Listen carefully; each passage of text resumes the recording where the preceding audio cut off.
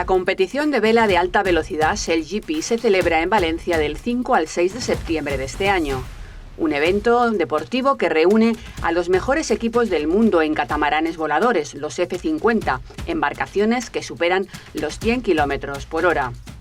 La Comunitat Valenciana tiene capacidad para organizar este tipo de eventos deportivos a nivel mundial por su cultura vinculada al mar. El presidente de la Generalitat, Juanfran Pérez Llorca, ha aludido a las infraestructuras náuticas que posee la Comunitat Valenciana y que nos permite acoger esta competición deportiva. En fin, todos teníamos claro que conseguir el evento era muy importante para la ciudad de Valencia y para la Comunidad Valenciana, y hoy lo que de verdad que quiero poner una vez en valor esa estabilidad que hemos conseguido tener en la Comunidad Valenciana, que nos permite ya volver a ser una tierra atractiva para inversiones y también para eventos deportivos de este calado. La SailGP combina el deporte de élite, la innovación tecnológica, la sostenibilidad, un formato televisivo que acerca la vela a las nuevas audiencias y proyecta la imagen de la Comunitat Valenciana en el mundo.